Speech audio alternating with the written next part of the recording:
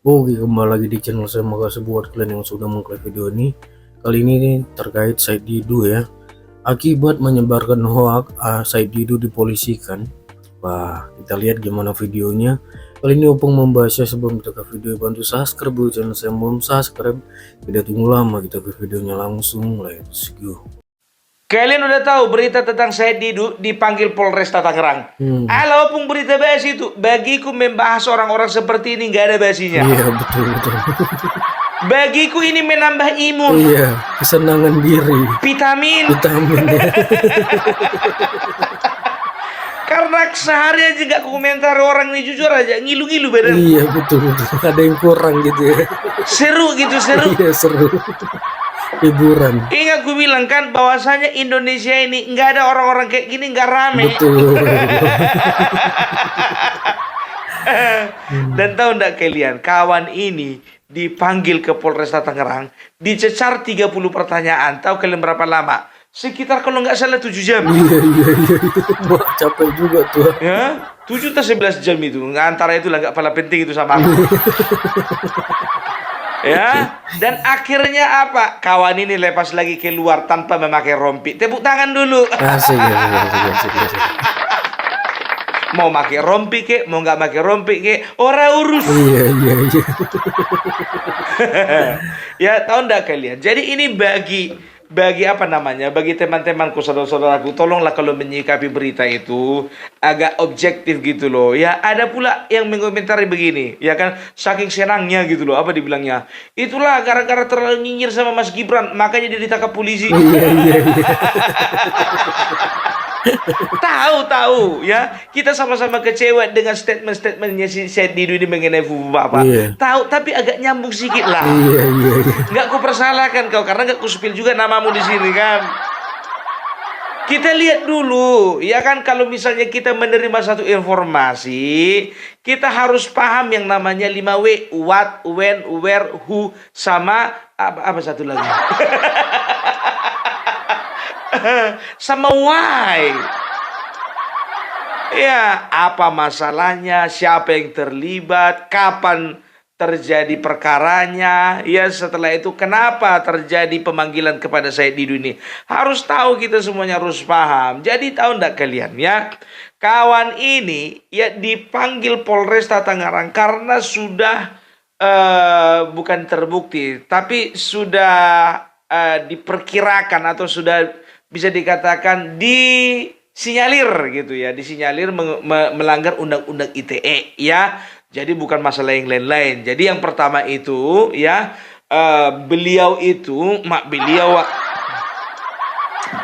jadi yang pertama itu si Said Didu ini dilaporkan oleh, kalau tidak salah ini adalah anggota dari kalau nggak salah ketua dari Asosiasi Pemerintah Desa Indonesia, APEDSI ya, yang kebetulan juga merupakan kepala desa Kosambi ya, yang ada di Tangerang ya.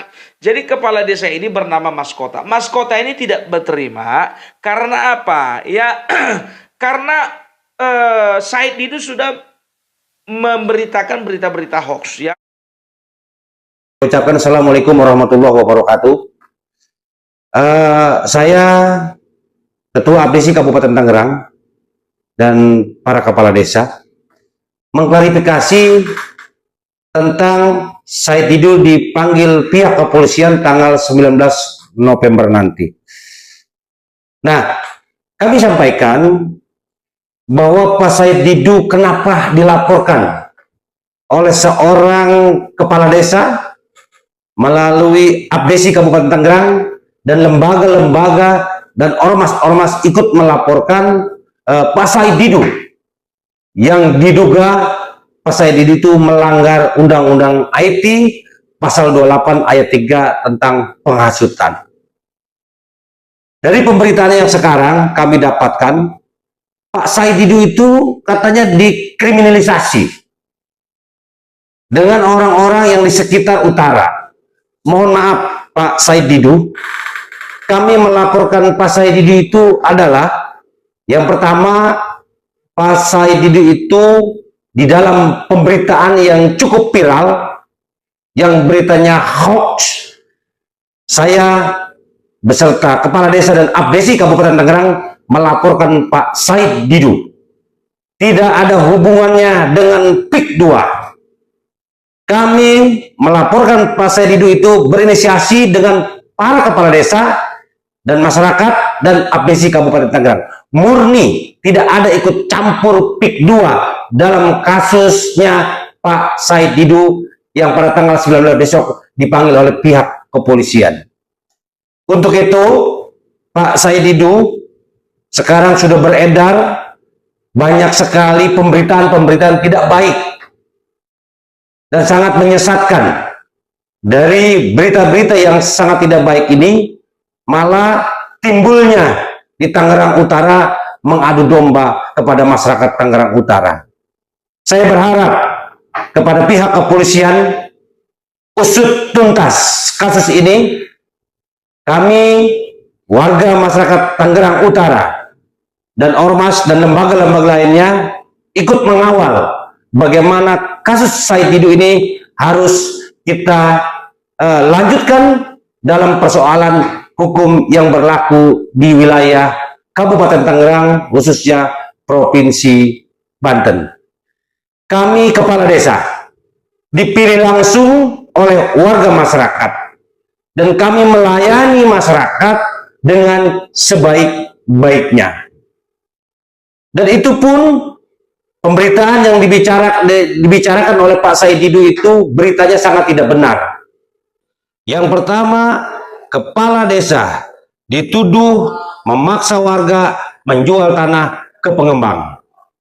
Menariknya contoh begini, bahwa aparat desa memang kelihatannya sudah tanda kutip terbeli oleh proyek sampai sudah merubah namanya Kampung Adidaya PIK 2. Aneh sekali bahwa tanah rakyat belum dibebaskan, sudah ada nama PIK 2 di desa tersebut. Yang kedua, menggusur warga masyarakatnya terhadap masyarakat yang digusur semena-mena, tidak dimanusiakan. Nah, ini yang menjadi persoalan yang membuat kami para kepala desa, warga masyarakat, tokoh agama dan tokoh masyarakat merasa sakit hati karena kami sebagai kepala desa sifatnya melayani masyarakat yang ada di wilayah Tangerang Utara. Saya berharap kepada Bapak pihak kepolisian agar terus mengusut tuntas kasus ini agar Tangerang Utara bisa tentram, nyaman, dan kondusif. Terima kasih. Assalamualaikum warahmatullahi wabarakatuh. Ya, menyebarkan berita hoax. Yang pertama mengatakan bahwasanya ya kepala desa bersama dengan bersama dengan jajarannya memaksa warga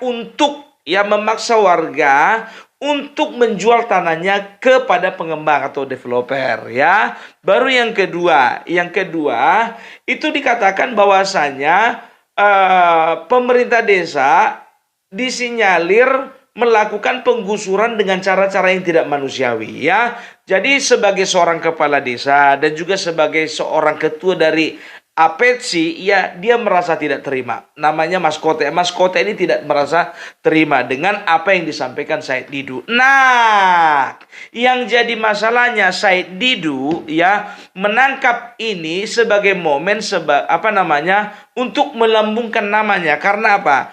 Karena ya lewat permasalahan ini dia mengatakan bahwasanya ini adalah momen di mana kita harus berperang melawan oligarki. Ini adalah momen di mana kita harus berteriak menyuarakan suara rakyat. Kita akan tunjukkan kepada pemerintah pusat bahwa kita sama-sama berjuang. Jadi nggak nyambung gitu loh. Yang mengomentari masalah tadi yang ku bilang tadi, yang pecinta Bapak Gibran tadi nggak nyambung, ini lebih nggak nyambung. Jadi dia peralat dan juga Refli Harun dan juga golongan-golongannya tadi, mereka memperalat momen dipanggilnya Bapak Said Didu ini ya untuk menunjukkan kepada masyarakat, memframing kepada masyarakat bahwasanya ada usaha-usaha pemerintah pusat untuk membungkam Said Didu. Padahal dia itu dilaporkan polisi bukan karena masalah dia melawan pemerintah pusat atau pemerintah pusat campur tangan untuk membungkam Said Didu. Tidak. Dia itu dilaporkan ke polisi hanya masalah undang-undang ITE, tidak lebih. Kan begitu. Ya, di mana ketua APC dan juga sebagai kepala desa tidak terima dengan pernyataan Said Didu yang mengatakan bahwasannya pemerintah desa memaksa warganya menjual tanah. Kan begitu. Yang kedua, berkatakan bahwasanya pemerintah desa menggusur masyarakat dengan cara yang sewenang-wenang, dengan cara semena-mena gitu, dengan cara yang tidak manusiawi. Cuman itu aja dilaporkan. Kok ini masalah perjuangan-perjuangan? Oh iya Pung, itu kan sama saja. Ya kan dia itu kan sedang memperjuangkan hak-hak masyarakat. Masyarakat mana? Sekarang begini ku bilang sama kalian, ya kan? Sekarang kita ada lihat aksi nggak masyarakat yang ada di daerah tersebut, ya? Yang menyatakan bahwasannya mereka mendukung apa yang dilakukan Said Didu. Ada? Enggak kan? Kalaupun ada, itu bau-baunya bau politis. Bukan berbicara perjuangan hak-hak masyarakat. Ternyata ya kemarin ada podcastnya Abraham Samad, kalau kalian periksa, ya kalau nggak salah kemarin atau beberapa hari yang lalu, dikatakan oleh kuasa hukumnya Said Didu bahwa ternyata Said Didu di situ punya tanah. Punya tanah toh.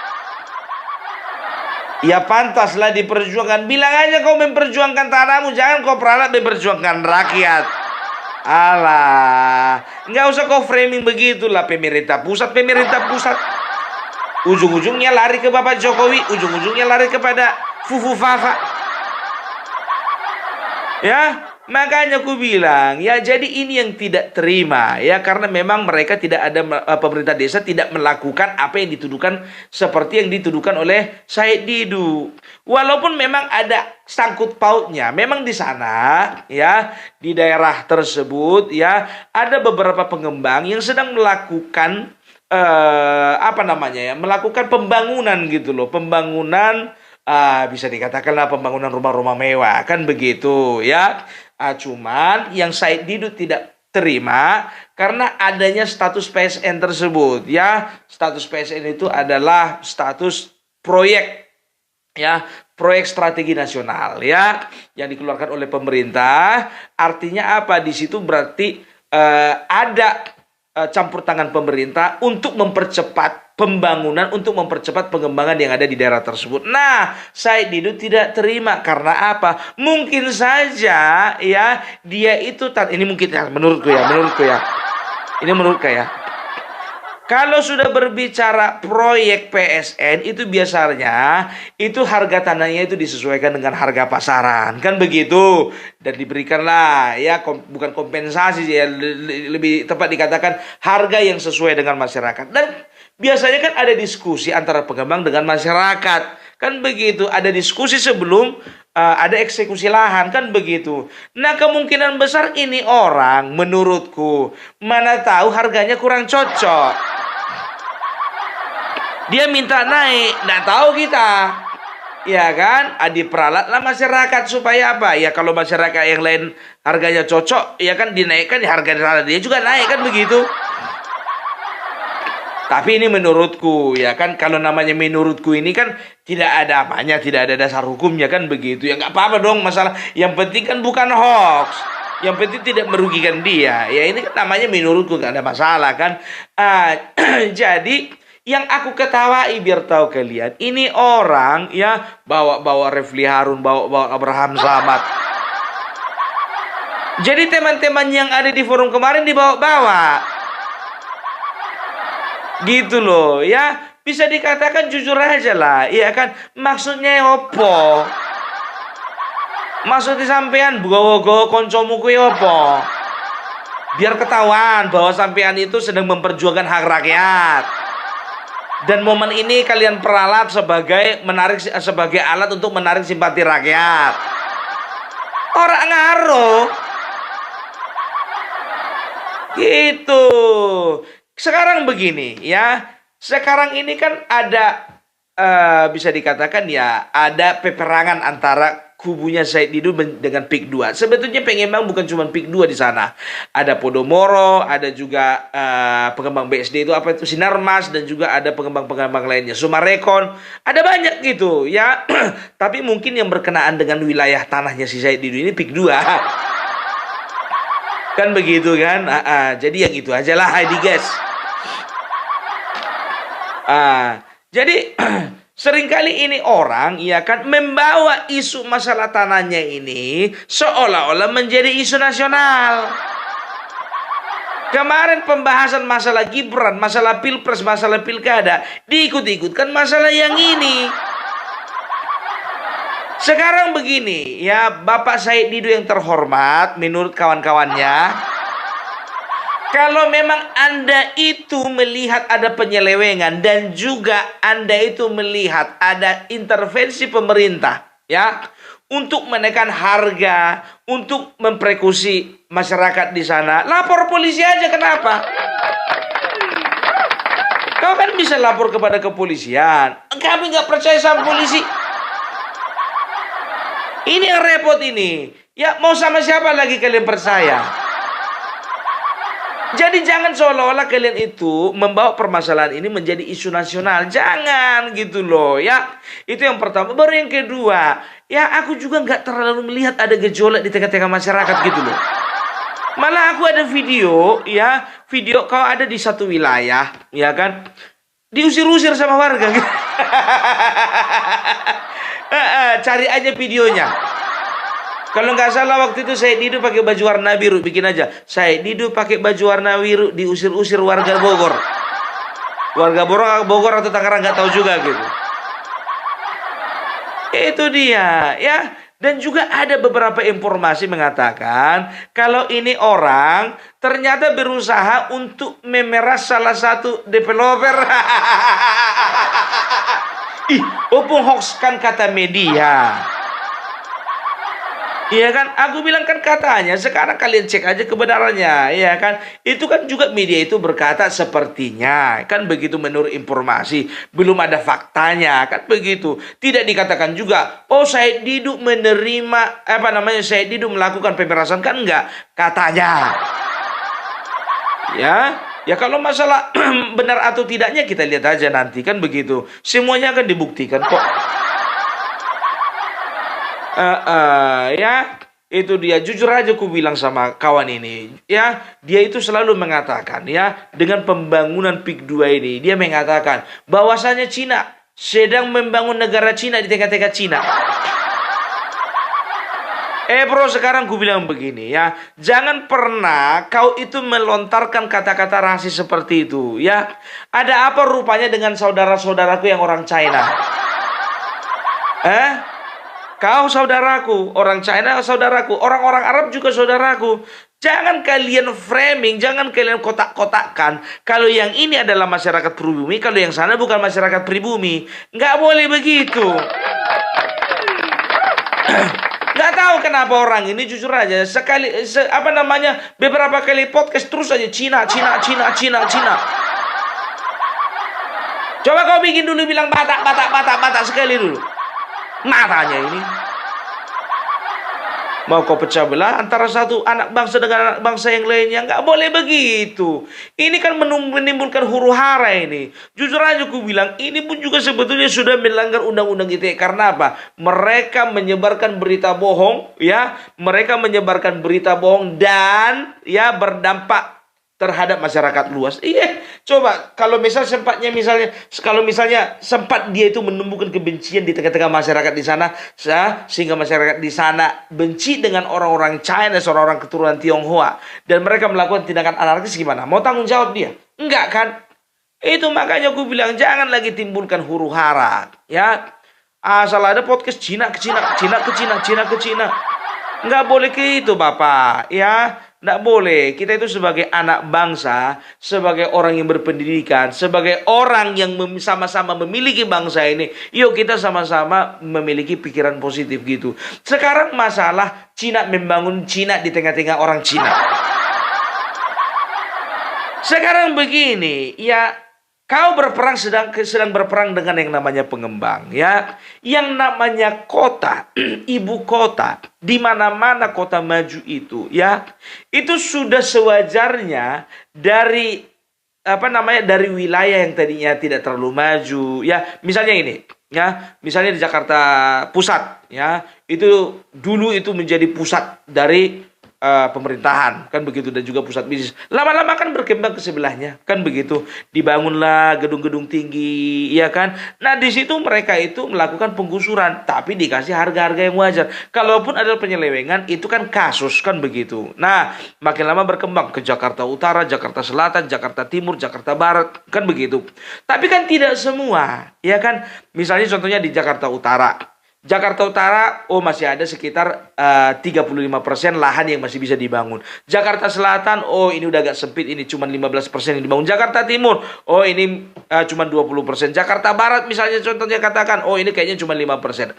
Ya tapi gimana pun juga selalu ada perkembangan gitu loh. Ada perkembangan tata kota dan juga ya ada perkembangan infrastruktur gitu loh. Dan juga rumah-rumah mewah di sana kan sekarang begini. Sekarang tergantung masyarakat di sana. Kalau masyarakat di sana memang deal mau menjual tanahnya, masalahnya apa?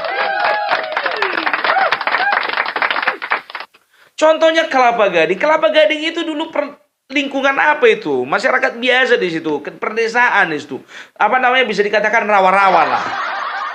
Tapi sekarang coba kalian lihat dulu ya, Kelapa Gading itu sudah menjadi lingkungan mewah, kan begitu ya, sama seperti negara-negara lainnya, Amerika Serikat, Australia, dan juga negara-negara maju lainnya. Mereka tuh sering kali membangun desa-desa ya bahkan juga biar tahu kalian ya, bahkan juga di negara-negara Arab mereka kan berusaha membangun gedung-gedung tinggi seperti di Abu Dhabi. Itu padang pasir mereka bisa, kalau bisa disulap menjadi sebuah kota besar, itu akan jadi barang itu. Gitu loh. Tapi kalau memang tidak ada ketidakcocokan kau dengan harga, kau dengan tindakan mereka, jangan kau politisir. Gitu loh. Kalau misalnya ambil upaya hukum, ya kan, laporkan ke polisi. Kan begitu. Kalau misalnya nggak mempan di Polres, laporkan lagi ke Polda. Nggak mempan di Polda, laporkan lagi ke Mabes Polri. Susahnya apa sih? Masa aku juga yang ngajari? Kan begitu ya. Jadi nggak usah lah kau framing masyarakat ya seolah-olah ini ada ini kau manfaatkan momen ini, kau ingin menunjukkan bahwasanya kau adalah pahlawan. Udah lewat hari pahlawan, bos. Ya. Tapi bagi pengikutnya dia ini pahlawan ini, ya kan, ya wajar lah kita, kan begitu. Tapi masalahnya kan pengikutnya nggak sebanyak pengikut kita, ya kan? Itu dia, kalian perhatikan aja ya. Sedangkan lawyernya sudah mengatakan bahwasanya ini adalah tindakan kriminalisasi. Tindakan kriminalisasi itu adalah tindakan di mana sebuah tindakan mengkriminalkan sebuah tindakan seolah-olah itu adalah jahat gitu loh. Yang tidak jahat menjadi jahat, itu kriminalisasi, begitu. Sekarang ini kan omonganmu kan memang jahat, ya kan? Kau bikin berita bohong, ya, itu bisa dikatakan ya itu kau yang pelaku kriminal sebenarnya. Bukan dekriminalisasi, kau yang melakukan kriminal itu. Ada bukti nggak kalau pemerintah desa melakukan penggusuran? Ada bukti juga nggak kalau pemerintah desa memaksa warganya untuk menjual tanah dengan harga murah? Kalau ada bukti tinggal bawa itu ke kepolisian, selesai. Jangan kalian pakai bahasa-bahasa dikriminalisasi. Nggak laku itu sama kalian. Itu dia. Pung, ini berarti karma. Karma bahwasanya dia itu selalu untuk Bapak Jokowi. Terserah penilaian kalian, ya kan? Pung, ini ternyata adalah pembungkaman. Pembungkaman bahwasanya seorang pejuang itu sedang dibungkamkan mulutnya. Siapa bilang? Lihat aja waktu dia kantor polisi. Yang mendampingi dia siapa? Abraham Samad, Refli Harun. Itu aja, ya. Dan tahu kalian ya, banyak di TikTok biar tahu kalian ya, ada beberapa orang, aku nggak mau bilang lagi tokoh. Ada beberapa orang ya yang memberikan support kepada Said Didu ya kan, apa dibilang I stand with Said Didu. Contohnya siapa? Mahfud MD. Kalian lihat aja lah.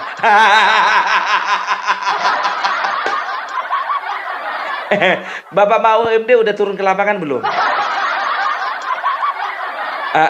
Turun ke lapangan dong Pak, pastikan dulu apa langkah-langkah yang diambil Said Didu itu benar atau tidak. Kalau misalnya nggak benar kan malu Bapak. Oh iya, aku lupa Pak, Bapak bukan ketua MK lagi ya. Jadi nggak ada yang perlu dimalukan ya. Aduh, Bapak Said Didu, tambah satu kawanmu Bapak Mahfud MD. Itu dia. Jadi kalau orang ini kan pandai kali memframing, tapi maaf lah ya, jujur aja gue bilang, itulah hebatnya kita orang Indonesia, rakyat yang cerdas, tidak terlalu termakan sama framingan orang ini ya kan.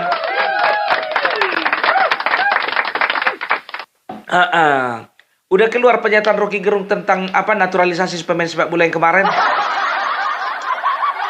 Udah belum? Refli Harun udah bikin komentar belum?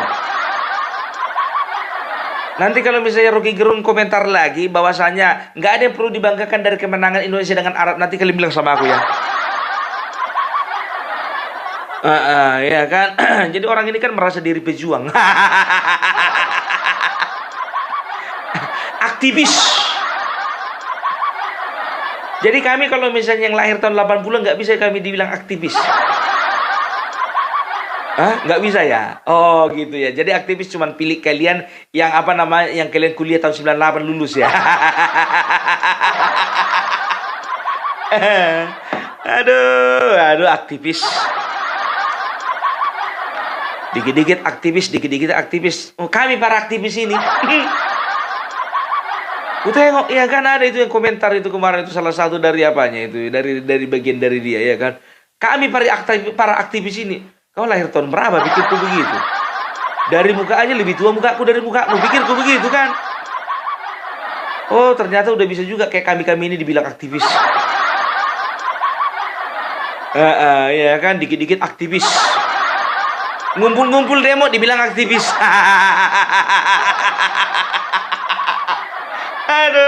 Aduh, oke, alright, baby, alright. Aduh, tapi pandai orang ini memanfaatkan momen gitu loh ya. Jadi seolah-olah mereka itu memanfaatkan momen ya. Ini adalah Said Didu ini adalah pahlawan, Said Didu adalah pejuang, Said Didu ini memikirkan rakyat, Said Didu ini coba tunjukkan dulu tunjukkan dulu perjuangan nyatanya gitu loh. Kami nggak pernah kau itu dipanggil menjadi narasumber gitu loh ya, menjadi mediator gitu loh antara masyarakat dengan pengembang. Kayaknya nggak pernah gitu loh. Kalau pernah coba tunjukin dulu. Berarti aku yang silap kan begitu. Ya kan berarti aku yang silap. Ya oke lah kalau kayak gitu ya. Jadi itu dulu dari Opung Parbelak. Mudah-mudahan ya kita semua tercerahkan ya. Salam Parbelak, salam NKRI harga mati. Oh gitu ya, terkait Said Didu ya yang dipolisikan. Gimana menurut kalian, dan sampai bertemu di video saya selanjutnya. Buah.